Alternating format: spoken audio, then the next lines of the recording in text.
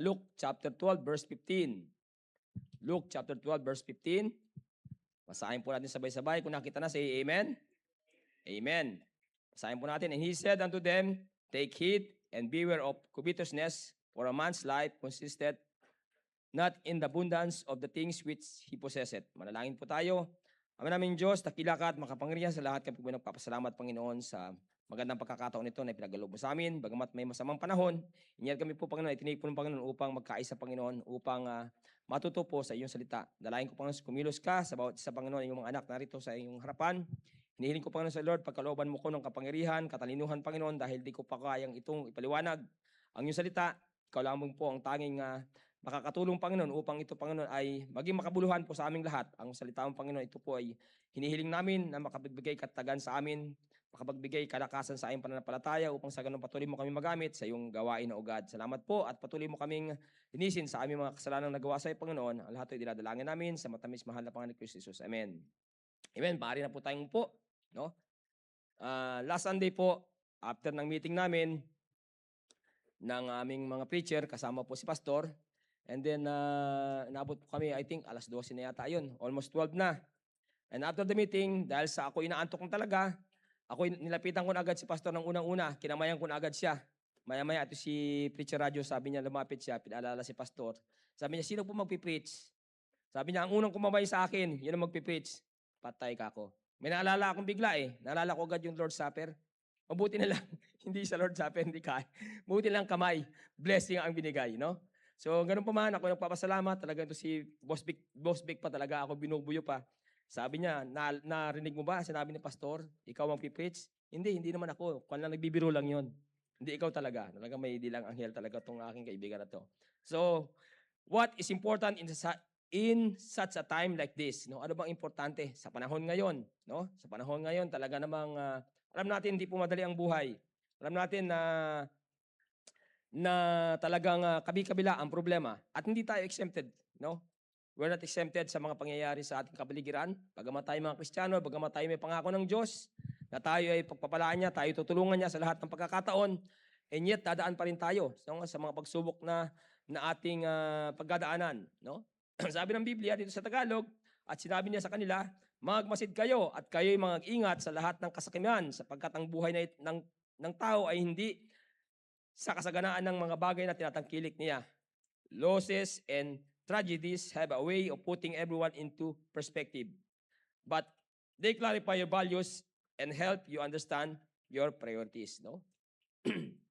Nakita natin mga kapatid, di ba? They clarify your values and help you understand your priorities.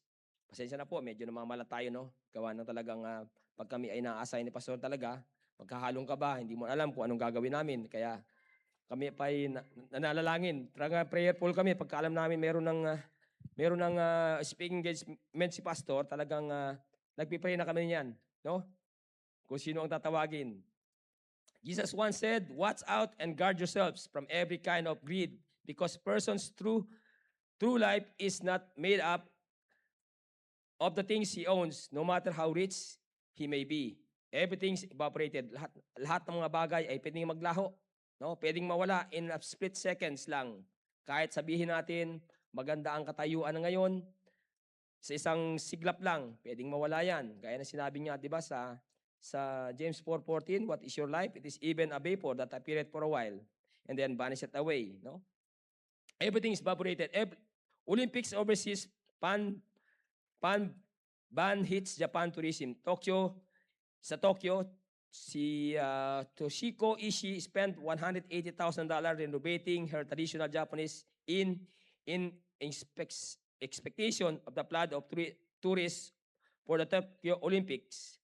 But now she won't be hosting a single overseas. No? Gumastos siya ng $180,000 para lang pagandahin yung kanyang inn, yung kanyang hotel niya para sa mga turistang darating, no? Sa mga panahon na yan, sa Olympics. After Olympics, organizers announced a ban of spectators from abroad. Those working in the Japan's tourism industry are counting their losses.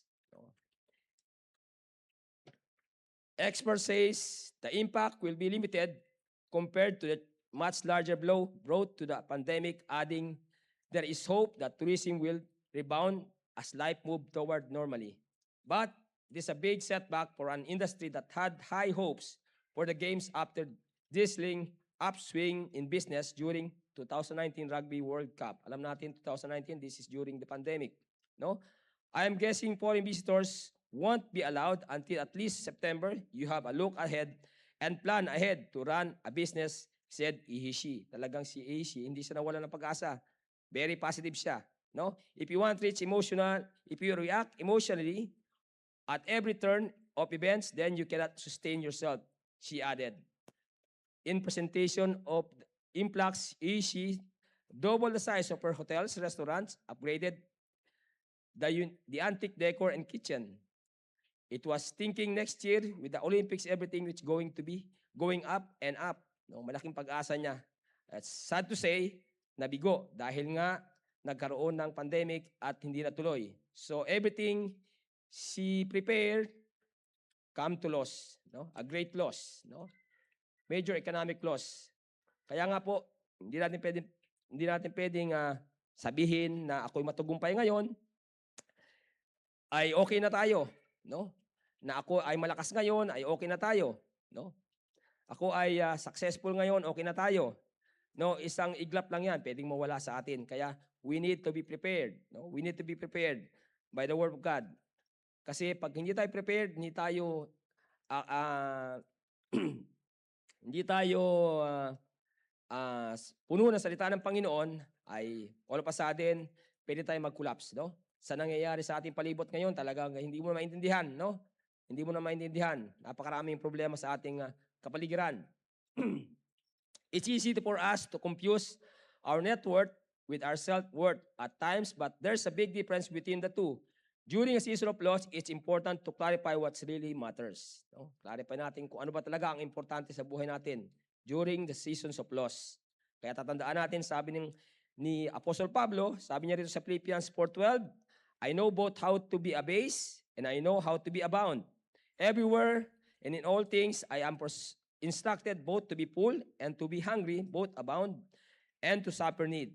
Sabi niya po sa Tagalog, marunong akong magpakababa at marunong naman akong magpakasagana sa bawat bagay at sa lahat ng bagay natutunan ko ang lihim, maging kabusugan at maging kagutuman at maging sa kasagana at maging sa kasalatan. Ito po isang bagay na idudulot ng salita ng Diyos sa atin bilang mananampalataya. No, isang halimbawa rito, hinalimbawa ni Apostol Pablo na ito'y mangyayari sa atin pag tayo ay mayroong salita ng Diyos sa buhay natin. Amen? No? Kung mayroong mga kasaganahan, well, mag-enjoy tayo. Pag dumating itong kasalatan, itong kawalan, well, hindi tayo affected. No? Hindi ka maapektuhan. Andiyan pa rin yung peace of mind mo, andiyan pa rin yung kagalakan mo. Dahil alam mo, mayroong Diyos na tutulong sa iyo na kung saan magiging sandigan natin. No? In Philippians chapter 4 verse 13, alam natin lahat ito, I can do all things through Christ which strengtheneth me. Magagawa ko ang lahat ng mga bagay sa pamamagitan ni Kristo nagpapalakas sa atin. Hindi sa pamamagitan natin, hindi sa pamamagitan ng ating mga resources, kaalaman, talino, hindi. But sa pamamagitan ni Kristo Jesus na nagpapalakas sa atin. Yun po yung ating kalakasan, no? Ang Panginoong ating Jesucristo, hindi po yung kalakasan na kung saan nagmumula sa salibutan ito, na kung saan hindi ito magtatagal, no? Panandalian lang. No, ang kalakasang ibibigay sa atin ng sanlibutan. But thanks be to God, no? Napakahalaga, no, etong salita ng Diyos sa buhay natin. Kaya nga etong salita ng Diyos always corrects me in my life, no? Corrects me, bless me, and do a lot of things, no? Especially correcting me, no? Marami. Kaya nga kung gusto mong maayos ang buhay mo, gusto mong tumino ka, gusto mong maging kalugod-lugod ka sa Panginoon, huwag mong kaligtaang basahin ito. No, salita ng Panginoon. Kaya we have a Bible reading challenge every day. No, lagi yan sa mga adult men. Palagi yan. No matter how hard, how sleepy na ikaw, pagod ka na, pero huwag mong kaligtaan na basahin ang salita ng Diyos. Kasi along the way, meron kang baon. No? Meron kang baon na salita ng Diyos kasi hindi natin alam. Araw-araw, meron tayong tatahakin. Bukas, hindi natin alam kung anong haharapin natin. No? Bukas, hindi mo alam kung nasaan ka. Nasa kalagayan ka ba na sitwasyon na hindi mo kayang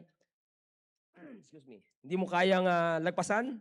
Pero pag may salita ng Diyos, kaya. No? Kasi sinabi ng Panginoon, I can do all things through Christ which strengtheneth me. tayo, medyo...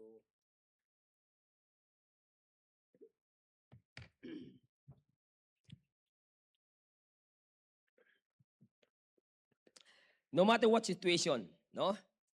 Paul teaches us the secret to dealing with grief, no matter what situation. I've learned the secret to show how to live when I am full or when I am hungry, when I have too much or when I have too little. Ito po yung mga bagay na kung saan dapat nating makuha, no? Na sinasabi ni Paul, Apostol Pablo, na maging kontento tayo sa sagana man o sa kasalatan man, tayo ay maging kontento. I can do everything through Christ which strengtheneth me. No? He points us to Jesus. No? Tinuturo niya tayo sa Panginoong Kristo. Ito yung dapat nating gawin. Ito yung sinasabi ng Panginoong Kristo sa atin. Why do we need to rely on Christ? No? Bakit tayo kailangang manalig, no? Sa Panginoong Kristo? Because in Christ we can. Number 1, letter A. Lean on God for stability. No? Sumandal tayo sa Diyos, no? Sa matibay na Diyos, na matatag na Diyos, na kung saan sa panahong ito, no? Pag wala tayong sinasandigang matibay na sandigan, ay tapos tayo, no? Kung sa tao tayo sasandig, ang tao pwedeng magbago anytime. Hindi mo pwedeng panghawakan ang pangako ng tao. Pero ang pangako ng Diyos, kayang-kaya. Amen? In Hebrews chapter 13 verse 8, Jesus Christ the same yesterday, today, and forever. Si Kristo ay siya rin kahapon at ngayon, oo, at magpakailanman. Amen ba? No? In the past, sa iyong buhay, even nung ikaw hindi pa hiligtas, hindi nagkulang ang Panginoon sa iyo, right? Lalo na ngayon, nung ikaw iligtas na, tayo iligtas na, lalo niya tayong tinulungan at hindi siya nagbago kailanman ng pangako niya sa atin. At nandyan siya lagi, nakaalalay sa atin. Hindi siya nagbago, matibay na sandigan, pangako'y pagkakatiwalaan. Amen? Ang pangako niya, pagkakatiwalaan natin talaga. No? Ang sa tao, mahirap pagkatiwalaan minsan. Dahil napapako ang pangako. A major loss always throws us for a loop and we will hunger for stability. Christ the same in the Old Testament days as in the Gospel day, and will be so to His people forever, equally merciful, powerful, and all-sufficient. Still He fills the hungry, encourages the trembling, and welcomes repenting sinners. Still He rejects the proud and self-righteous, abhors mere profession, and still He teaches all whom He saves to love righteousness and to hate iniquity. Sabi po ng John chapter 9:31, now we know that God heareth not sinners, but if any man be a worshipper of God, he do it His will, him He heareth. Diba napakagandang pangako ito mga kapatid? No? Ngayon alam natin na ang Panginoon ay hindi niya dinidinig ang mga masasama o makasalanan. But yung mga gumagawa at sumasamba sa Kanya at gumagawa ng Kanyang kalooban, ay ito'y Kanyang dinidinig. Di ba napakagandang pangako ito? No? Ano pang sikreto ang hanapin mo? Ang gawin lang natin, sabi lagi ni Pastor lagi sa atin, keep doing what God will bless. No? Keep doing what God will bless. Palagi natin gawin yung mga bagay na pagpapalain niya. Ito yung mga bagay na pangako ng Diyos na kung saan hindi ito pwedeng magbago. No? Laging itong sariwa sa atin. Believers should seek to have our hearts established in simple dependence on God's grace by the Holy Spirit, which would comfort our hearts against delusion. Sometimes ang puso natin ay ito ay mapanglinlang, no? Mapanlinlang. Akala ng puso ay mapanlinlang. Kailangan natin ang banal na espiritu upang tayo ay guide, no? Para hindi tayo malinlang ng ating mga puso. Minsan, lalo na sa mga nagbabalak na magka-boyfriend, magka-girlfriend dyan, huwag muna, bata ka pa, no? Di ba, Ayas ha? Bata pa, no? Huwag muna. Dumaan muna kayo sa series of mga payo ng mga magulang natin. Sundin natin yan upang hindi tayo mapahamak. No? Huwag natin susundin yung ating mapaglinlang na puso natin. Kailangan natin ang guide ng Panginoon. Why do we need to rely on God? Because we can, number 1, lean on God for stability. Number 2, listen to Jesus for strategy. Listen to Jesus for strategy. Maniwala tayo kay Panginoong Kristo dahil meron siyang pamamaraan, meron siyang mga estratehiya, no, na dapat nating gawin upang tayo ay maging maayos, no, sa ating buhay. Dahil siya lamang ang pwede nating sandigan, no? In Proverbs chapter 3 verse 5, ang sabi niya, alam natin lahat ito, trust in the Lord with all thine heart and lean not unto thine own understanding.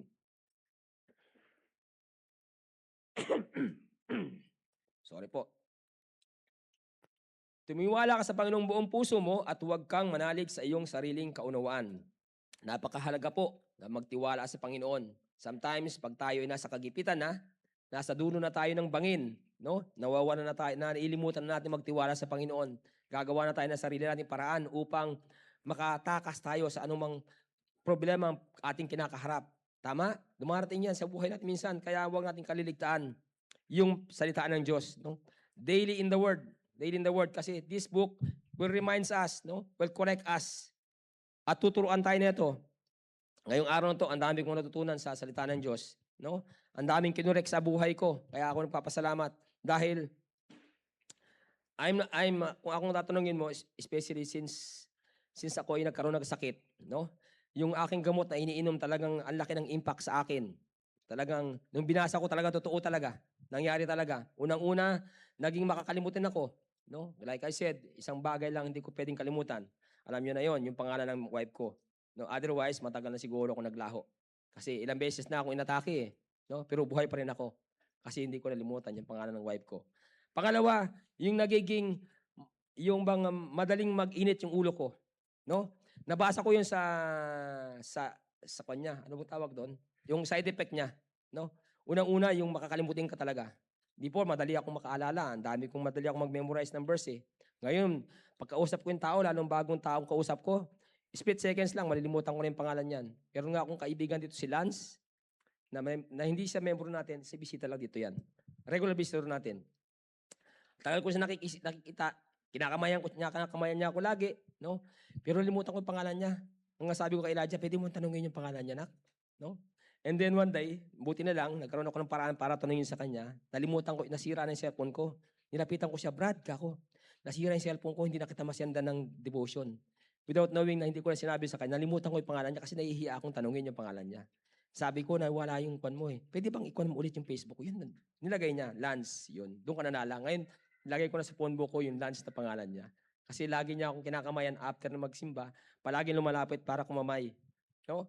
So yung po mga kapatid, listen to God's strategy, no? Listen to Jesus for strategy. Hindi sa ating sariling kakayahan, kaalaman, no? Sabi niya, in all thy ways, acknowledge Him, He shall direct thy paths. But if acknowledge Him, end up my life to success upon success. Pag in-acknowledge mo ang Panginoon sa iyong buhay, no?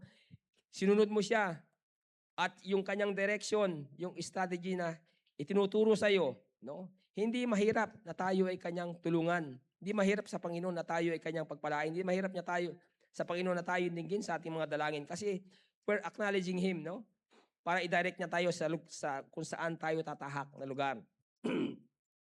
Kilalanin mo siya sa iyong lahat ng iyong mga lakad at kaniyang ituturo ang iyong malandas. No? Dadalhin niya ikaw sa lugar na kung saan ang tagumpay. Amen? Siya magdadala sa atin sa lugar na kung saan andun ang tagumpay. No? Hindi yung nandun ang kamalasan. Pagka hindi natin acknowledge, no, kilalanin ang kayang mga lakad at ituro ang yung ating kilalanin na siya lang pwede magturo ng ating landas, ating mga gagawin, no? Hindi tayo makakarating doon sa kung saan tagumpay kundi kamalasan ang aabutan natin. Totoo po 'yan, mga kapatid. We need to rest in the hope that God has a plan for our future, no? God has a plan for our future. Maganda po yung plano ng Diyos sa atin, no? Maganda.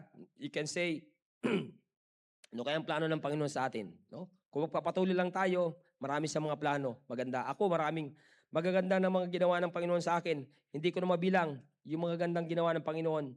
Pero lalo na siguro kung sinunod ko siya sa lahat ng aking mga lakad in the past, marami akong sinunod pang mga lakad na hindi sumumuhay sa Kanya. Hindi na siguro ganun tatamuhin ko.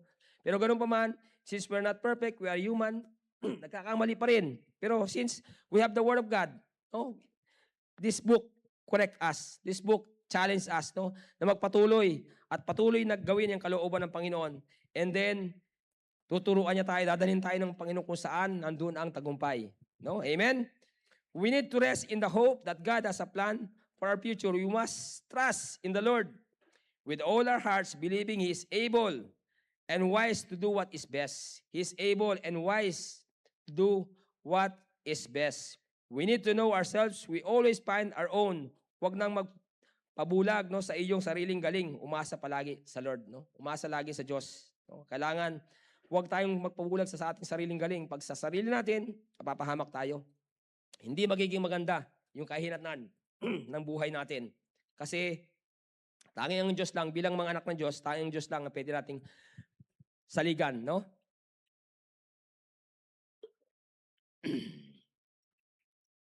Understanding a broken reed, which is lean upon, he will always fail.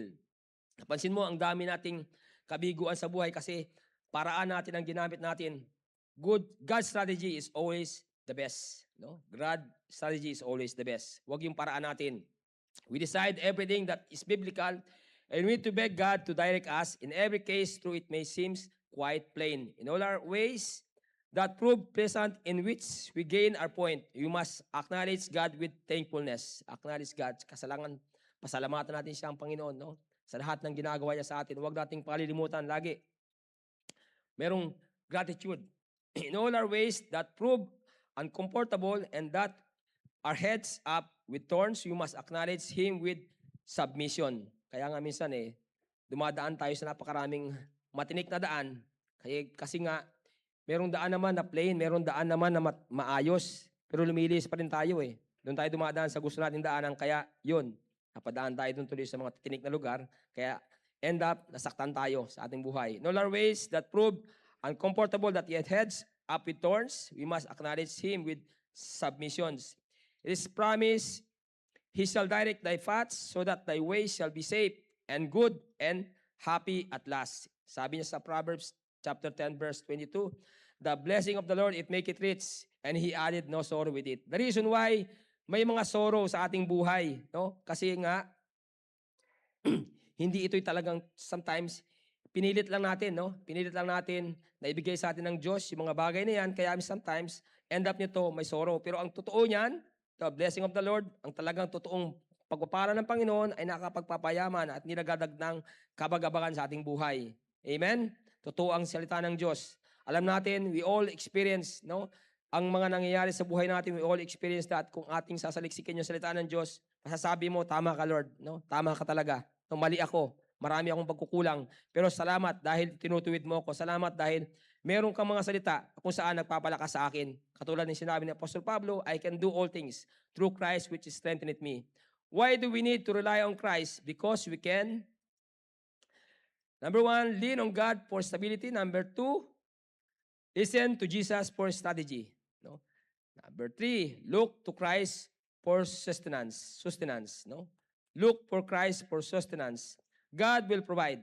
God will provide sa lahat ng ating pangangailangan.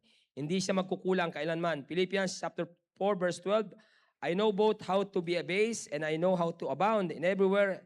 In all things, I am instructed both to be full and to be hungry, both to abound and to suffer need. Marunong ako magpakababa at marunong naman akong magpakasagana sa bawat bagay at lahat ng mga natutunan ko, ang lihim maging kabusugan.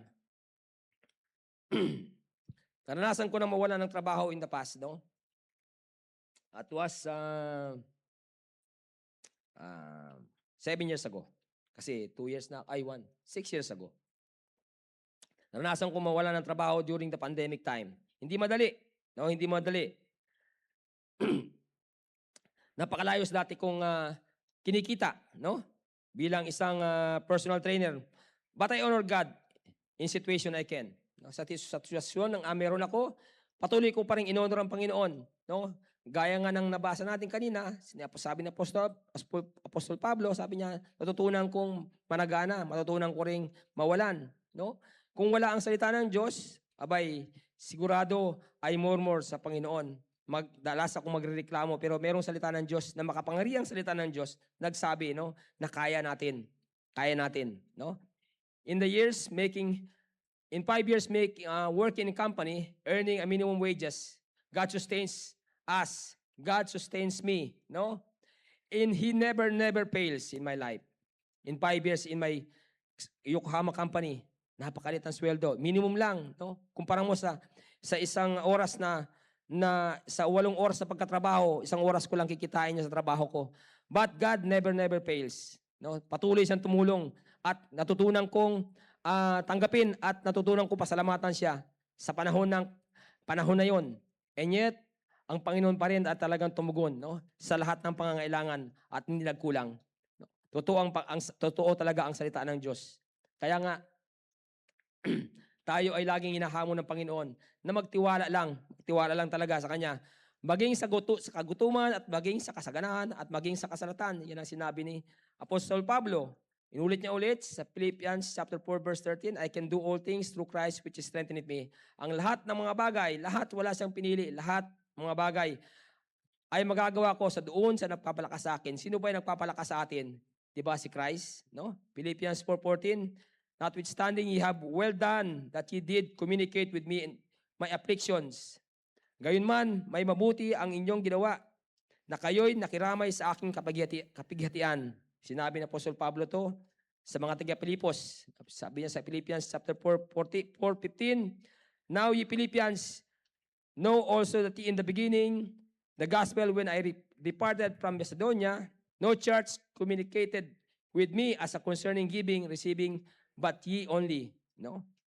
At kayo mga taga-Pilipos, nalalaman ninyo na ang pasimulan, ang ebanghelyo na ako'y umalis sa Macedonia, alin mang iglesia ay walang nakipagkaisa sa akin sa pagkaloob ng pagtanggap, kundi kayo lamang. No? Alam natin itong Macedonian church, ito ay hindi po mayaman. And yet sila po ay very giver. No? Very giver church. Itong Philippians. In Philippians chapter 4 verse 16, for even in Thessalonica, you sent once and again unto my necessity. No? Pagamat sila ay napakahirap, sabi niya rito, sapagat sa Thessalonica ay nagpadala kayong minsan at muli para sa aking kailangan. Imagine that, minsan at hindi lang minsan, inulit pa nila. No? Bagamat sila ay mahirap, may kasalatan, and yet dahil naunawaan yung salita ng Diyos na ang tanging Diyos lang ang pwedeng tumulong mag-sustain sa kanila, ay ginawa nila, no, ang mga bagay na ito. At ito ay naipasa sa atin. Itong mga salita na ito, at ito ay atin natutunan bilang halimbawa na kung saan, kung gagawin natin itong mga bagay na ito, no, alam natin, lahat naman tayo, ginagawa ito ngayon at na-experience mo, talagang ang Diyos ay hindi nagkulang sa iyo. Amen? Ang Diyos ay never fails sa ating buhay. Hindi dahilan na ikaw ay mahirap para hindi tayo magbigay, no? Hindi tayo magamit sa gawain ng Diyos. Huwag yung sakana. No, pag-bless na ako ng Panginoon, kundi ngayon mo na gawin. Huwag mo na hintayin pa na i-bless ka ng Panginoon. Use your time, talent, and resources, and you will experience the favor upon favor from God. I experienced that myself. No? Naranasan ko yan sa buhay ko. No? Kaya nga, kung merong maliit man o malaki man ang pinagkaloob sa atin ng Panginoon, huwag nating ipagkait sa Kanya. Pagkos, ibigay natin ito para sa gawain niya. Kasi ito yung magiging susi para tayo pagpalain ng Panginoon. Meron nga akong yung isang kliyente ko, ay napag-usapan namin itong about giving. No? Kasi yung boss ko na sa Yokohama, yung asawa niya, kasi ito parang turing nila sa akin, parang pamilya na nila ako. Lahat ng problema nilang mag-asawa, pamilya, kinukwento sa akin. Until sa time dumating sa punto na sabi niya, Arman, about giving, tama ba yung ginagawa ko?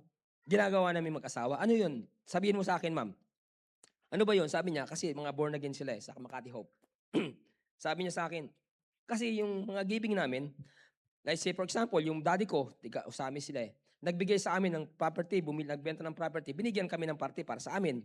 So, ang ginagawa namin, hindi namin binibigay, kinakaltasan ng aming tithes, no? Nilalagay namin yun sa aming pan, kung saan sa aming mga good deeds na ginagawa.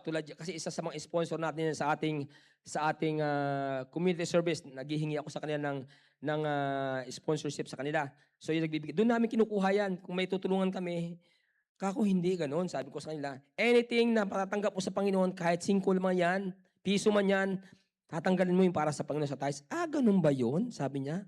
kahit ba ito ay hindi namin kinita, o kahit na kasi binigay sa iyo ng Panginoon yan eh. Tatanggalan mo ng tithes mo yan. Ganun ba yun? Sige, pag-uusapan namin ng asawa ko yan regarding that. Kaya pala, sabi niya, kaya pala, naisip ko na, kaya pala, mayroong mga problema sa kumpanya, no? Alam niya na, sabi niya, alam ko na ngayon, sabi niya. I hope, sabi ko sa kanya, pag-pray kayo at gawin niyo yung mga bagay na sinabi ng Panginoon. O para ma-experience niyo ako sa kanya, sabi ko, kahit gano'ng kaliit, tulad nito, pag ako'y inabutan mo ng extra, tinataltasan ko yan para sa Panginoon. No? Ng tithes ko, kahit maliit man yan, ang binigay, talagang babawasan ko yan. Hindi sa liit o sa laki ng ipinagkaloob sa iyo ng Panginoon, kundi doon sa sinabi ng Diyos na ipagkaloob mo sa Kanya. Kasi yan ay isang pribileyo natin bilang mananampalataya upang magamit sa Kanyang gawain. Philippians chapter 4 verse 17, not because I desire a gift, but I desire fruit that may abound to your account. No?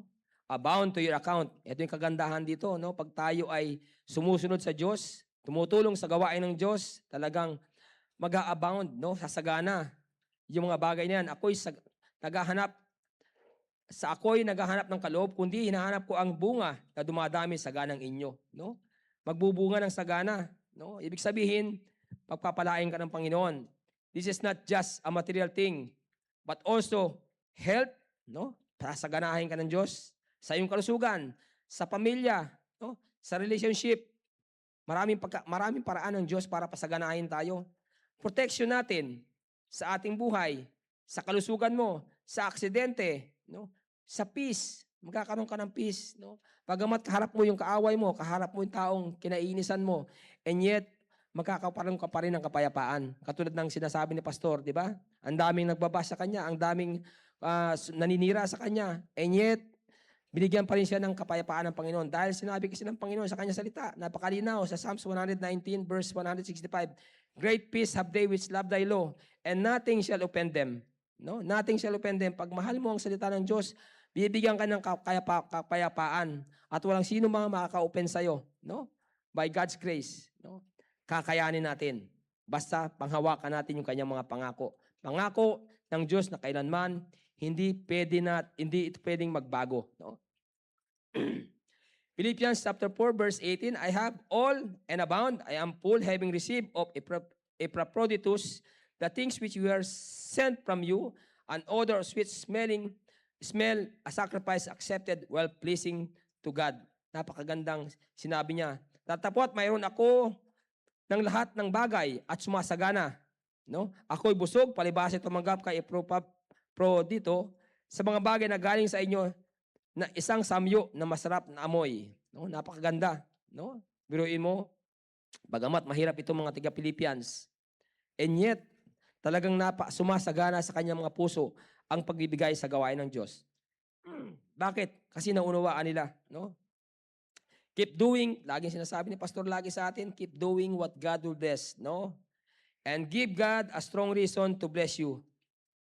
Give God a strong reason to bless you. Bigyan natin ng matibay na dahilan ang Panginoon para tayo pagpalain, no? Matibay na dahilan.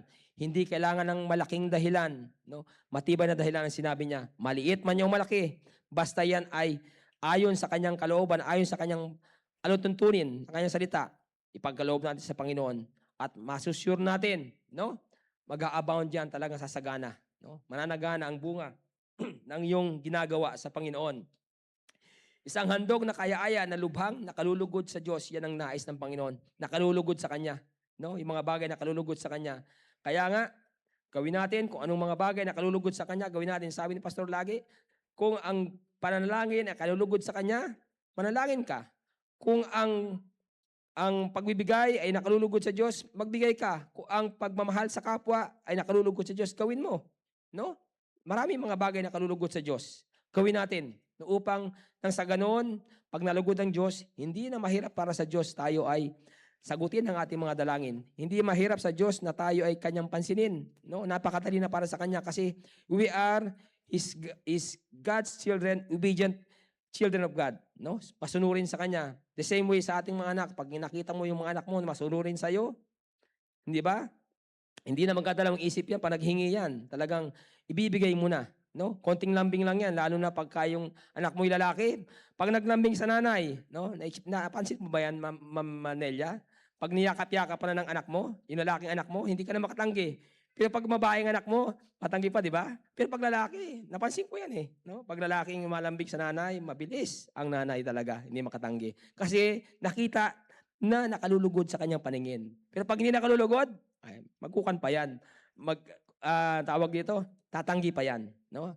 The same way sa ating tatay sa langit. No? Hindi tatanggi sa atin yan. I know we all experience that. Pag nakita mo na ang Diyos ay tumugon sa iyong dalangin, balikan mo lang, ano bang ginawa ko? Bakit ang Panginoon? Pero sometimes, no, even we na hindi tayo naging masunurin sa Kanya, pero ang bait pa rin ng Diyos eh. Ang bait pa rin ng Diyos. No? Ako marami ako atraso sa Panginoon eh. Ang dami ng atraso, pero nandiyan pa rin yung Kanyang sustaining grace. No? Nandiyan pa rin yung Kanyang biyaya. No? Nananagana. No? Kaya laging mo pinagpipray lagi. Lord, maraming salamat sa mga biyaya mo na patuloy na mga nananagana sa buhay ko. Hindi ko talaga makalimutan yun. Laging ko sinasabi sa Panginoon yun. Yung biyayang nananagana. Kasi marami akong atraso sa Panginoon and yet yung biyaya nandiyan pa rin masaganang masagana. How much more kung matino? No? At pupunan ng aking Diyos ang bawat kailangan ninyo ayon sa Kanyang kayamanan sa kalulatian kay Kristo Jesus. Yes, nalulugod siya sa buhay. Sa buhay mo, sa buhay ko. Why not trusting God again? No? Bakit hindi tayo magtiwala ulit? Kung sakali man tayo nawawala ng pagtiwala minsan kasi humaharap tayo sa napakaraming pagsubok, napakaraming problema. Kinakaharap natin kabi-kabila. No? Wag mo nang not to mention pa yung mga bagay na kung saan ay sadyang papahirap sa ating damdamin, no? Pero magtiwala tayo ulit sa Kanya. No? Ibalik natin ulit ang tiwala natin sa Panginoon. Huwag nating hayaan itong mga bagay na ito nakawin sa atin ng ating kaaway, no? Yung ating pagiging malapit sa Diyos, no? Dahil alam naman natin ating kaaway natin, hindi siya masusiyahan. Hindi siya natutuwa, no? Hindi siya natutuwa sa ginagawa mo paglingkuran sa Panginoon. No, hindi siya natutuwa na ikaw ay nagsisimba ng Sunday morning, ng Sunday afternoon at nagbibigay ka at sa bumabalik ka pa ng Miyerkules. Hindi siya natutuwa niyan. No, ang kasiyahan ng ating kaaway ay tumigil ka, no? Maging masungit ka, maging palaaway ka. Iyon ang kasiyahan niya.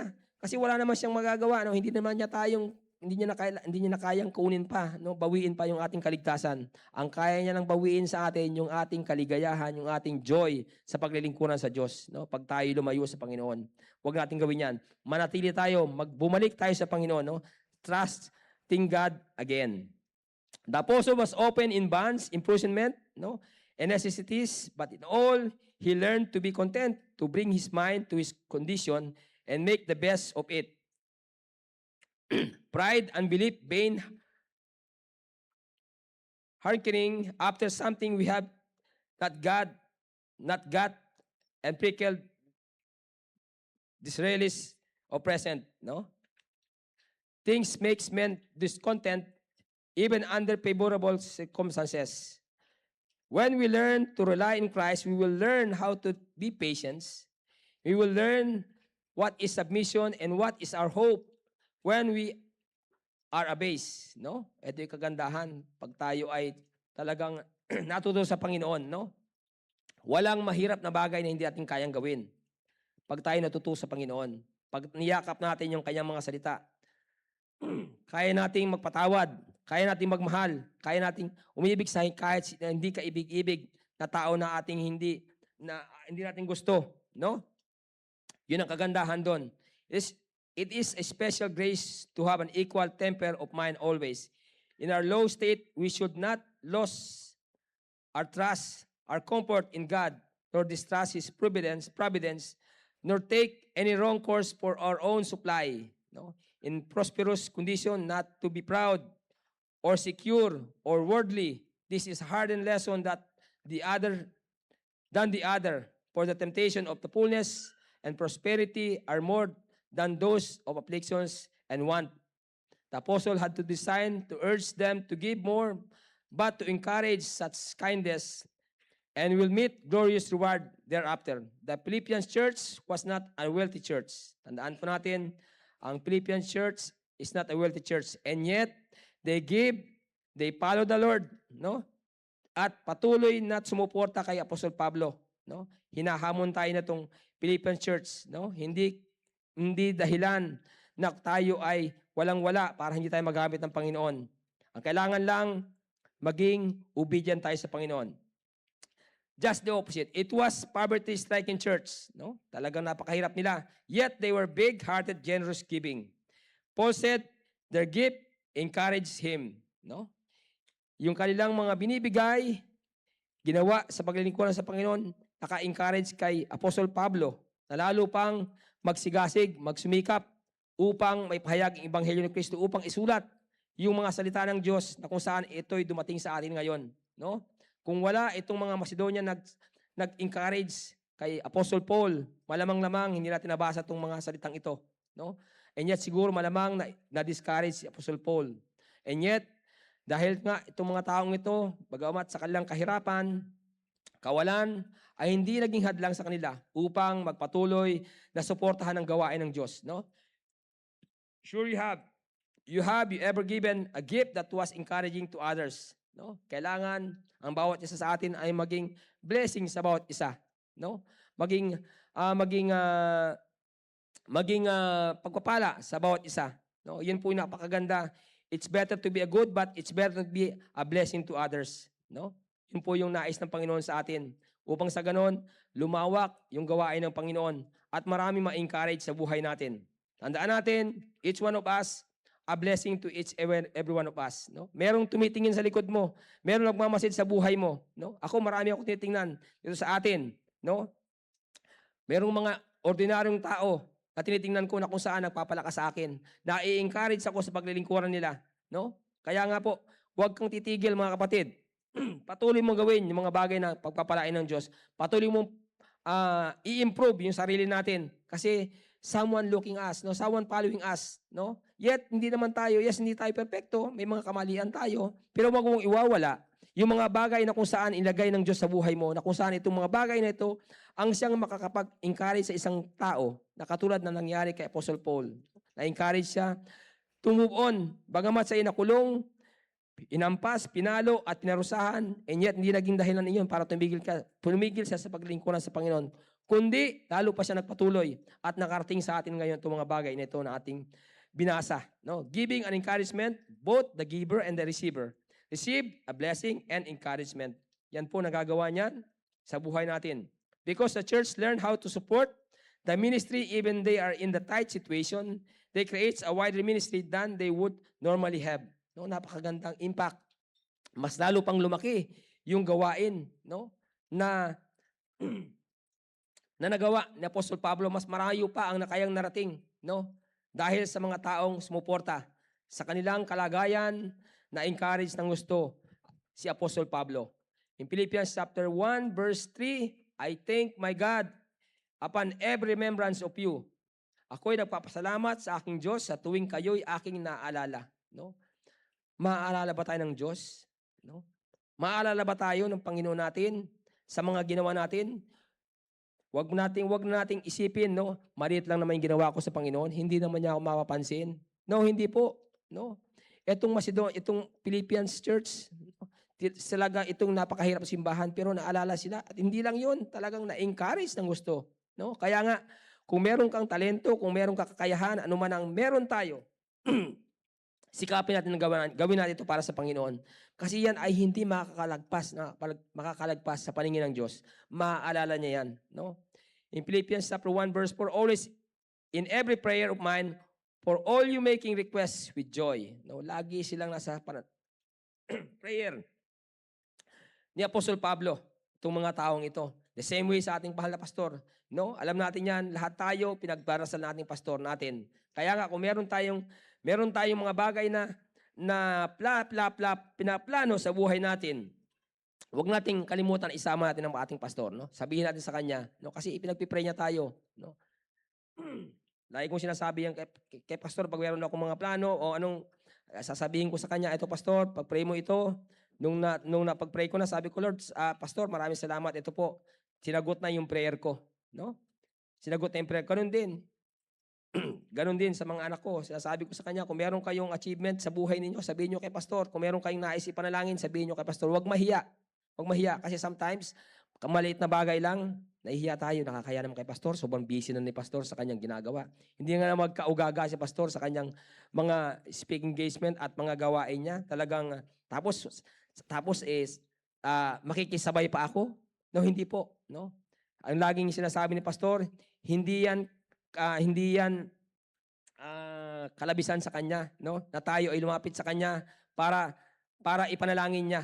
Itong kasiyahan sa kanya, no? Bilang anak, bilang ating pastor, no? Kasiyahan sa kanya na tayo ay makita niya na nagkatagumpay, no? Na tayo nagkatagumpay. Sabi sa Tagalog, sa parating na bawat daing ko ay masayang nananaig. Nananaig ako sa patungkol sa inyong lahat. No, masaya na. Di ba napakaganda kung masaya yung pastor natin, o yung lingkod ng Diyos na kung saan ginamit sa ating instrumento habang nananalangin siya, binabanggit ang pangalan mo, nasisiyahan siya, pinapanalangin ka, o siya ay nalulungkot. No? Hindi dapat. Kailangan habang tuwing naaalala ng pastor natin yung pangalan mo, masaya siya. At pag masaya siya, siyempre magagawa niya yung mas maraki pa ang kanyang magagawa. Katulad ng ginawa ni Apostol Pablo. Na-encourage siya. Hindi siya na-discourage sa buhay natin pag naalala yung pangalan mo. Na-encourage. Lalong lalawak pa yung gawain ng Panginoon. Lalo pa siyang may encourage at lalo pa niyang magagawa ang mas higit pa ng mga bagay upang ipalawak pa ang salita ng Diyos. In Philippians chapter 1 verse 5, for your fellowship in the gospel from the first day until now. Dahil sa inyong pag-isama sa pagpapalaganap ng Ebanghelyo, mula nung unang araw hanggang sa ngayon. No? Ibig sabihin, itong mga taong ito, na tumulong kay Apostol Pablo, na encourage kay Apostol Pablo, ay hindi naglikat, hindi nagbago. No? Patuloy pa lang ginawa yung kanilang gawain. Patuloy nilang ituloy ang pagsuporta sa gawain ng Panginoon. Kasi alam nila na ang mga bagay nito ay inaalala ng Panginoon. No? Inaalala ng Panginoon. Sabi ng 1 Corinthians chapter 15:58, your labor in love is not in vain in the Lord. No? Ang mga labor natin, ang ginagawa natin sa Panginoon, hindi po sayang. Lahat yan po ay nakikita ng Diyos. Lahat po yan ay tatandaan ng Diyos. No? Kaya mapapansin mo na lang, magugulat ka na lang, o bigla na lang na may mga bagay na hindi mo pinalangin. May mga bagay na hindi mo ni-request sa Panginoon, pero nandyan sa'yo. Tama? No? Kung iisipin mo, mas marami mga bagay na sa bahay mo, no, na hindi mo pinag-pray, pero nandyan. Kesa doon sa mga pinag-pray mo. Kaya hindi mo pwedeng ma-outkeep ang Panginoon eh. No? Kasabihin mo, wala naman ako ang answer prayer, pero tingnan mo lang sa palibot mo ng bahay. Bakit? Ito hindi ko nang pinag-pray ito, bakit meron ako neto? No? Meron nga akong tawag dito. One time, yung boss ko ay inutusan ako para sa BIR.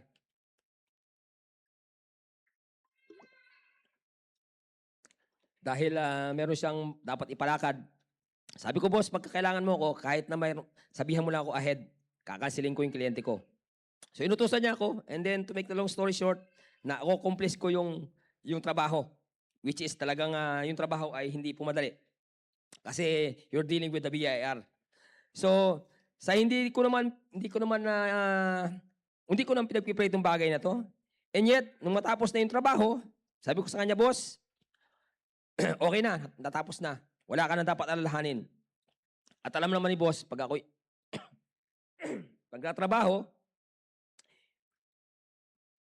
hindi talaga ako humihingi sa kanya. Kasi yung turingan nga namin, like I said, sabi ko nga sa kanya, hindi kami magkaiba ng turing. No? Yung mga ganong mga trabaho, hindi na talaga ako, wag mo na akong intindihin yan. Ako nang bahala dyan. And yet, sabi niya, no, hindi, sabi niya. Pag hindi mo tinanggap ito, ay hindi na kita uutusan ulit. No? Hindi na kita magagambala ulit, which is, yun ay hindi maganda. No? Sige, ibibigay ko sa itong bagay na to. Sabi ko, Lord, salamat hindi ko na mahiningi ito, pero binigay mo. No? Kaya nga, sasabihin ko nga, maraming mga bagay na hindi mo hiningi sa Panginoon, ay binigay sa iyo. No? May mga bagay na hiningi mo naman sa Panginoon, until now, hindi pa binibigay sa iyo. Kasi bakit? Hindi pa naman nararapat. Wala pa sa panahon. No? Ako, marami akong hiningi, wala pa sa panahon eh. Pero may mga bagay na hindi ko hiningi, pero nandyan, yun na pinapauna ng Panginoon. Kumbaga sa atin, meron na siyang, anong tawag doon? May pauna na. No? Malapit na yung hinihingi mo, ito muna yung tanggapin mo. No? They hadn't traveled with him. They were 800 miles away. No? Kaya mga kapatid, yung partnership natin sa ministry, yung ating ginagawang paglilingkuran, pagbibigay mo dyan sa ating offering, yan ay malaking nagagawa nito. No? Malayong mararating yan, bagamat di natin kasama ang ating mahal na pastor, kung saan man siyang lugar pupunta. And yet, dala-dala niya yung mga testimony na meron tayo. No? Katulad sinasabi niya sa atin, huwag kang titigil. No? Ano pang ikukwento ko sa kanila kung titigil ka? Ano pang magandang mga testimony ang ikukwento ko sa kanila upang sila ma-encourage din. No? Malayo ang narating ng faithfulness mo kapatid. No? Malayo ang narating nito dahil yan ay magiging encouragement sa lingkod ng Diyos na ginagamit niya. No? But whenever we give, whenever we support, it gives us the opportunity.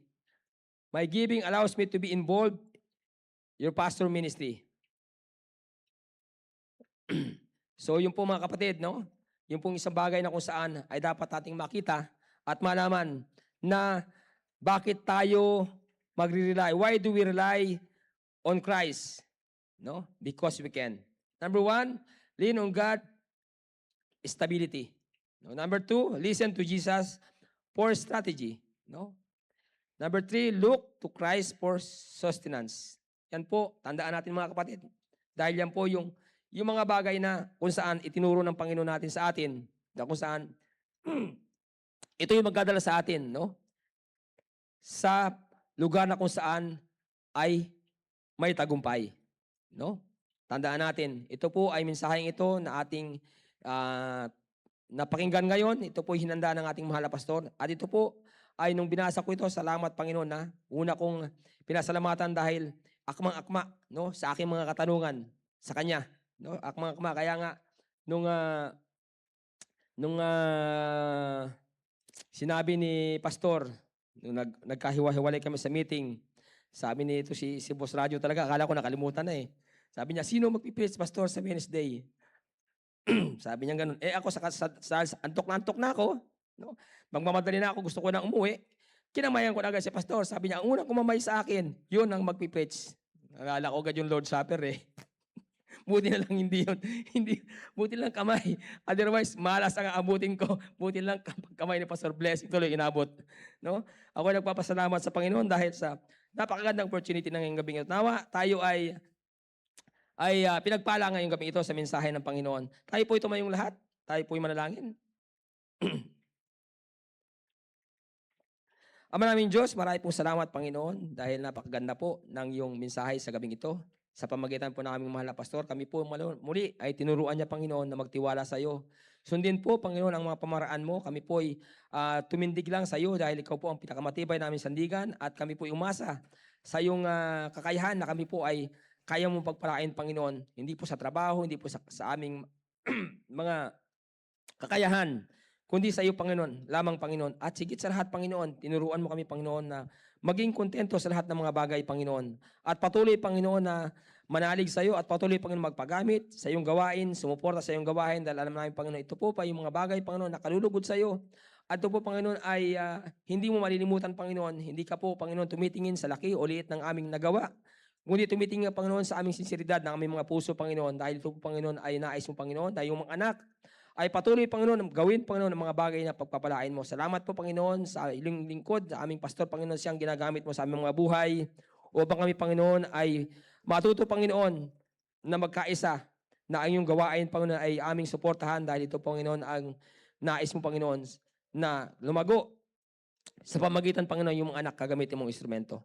Sa gabing ito, mga kapatid, kung ikaw po ay nahamon sa mensaheng ito, nais mong ipakita sa Panginoon at pasalamatan siya at patuloy gawin ang mga bagay na kalulugod niya. Lumapit kayo sa altar at manalangin at patuloy mo siyang pasalamatan at hamunin ka ng Panginoon na maglingkod sa Kanya ng lubusan at patuloy na gawin ang mga bagay na nais niya upang maging kagamit-gamit at maging pagpapala, maging isang encouragement sa kanyang lingkod na ginagamit sa ating simbahan, kundi sa ating mahal na pastor, upang sa ganon, sa tuwing maalala niya ang pangalan mo, no? Mababanggit niya ang pangalan mo, siya nalulugod, siya masisihan, at Walang magiging hadlang sa ating mga dalangin. So, lumapit po tayo at manalangin.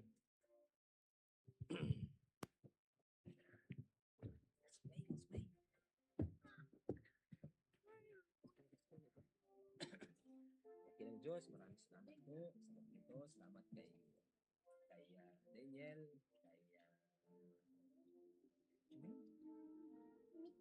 Agent Kobe. Agent Kobe, dito sa mga batang ito, ikaw po magpala sa kanila at magbigay po sa kanila ng kalakasan at tagumpay. Salamat po sa Panginoon Jesus. Tayo po'y pumunta sa ating mga mahal sa buhay, pamilya natin, at tayo po'y manalangin.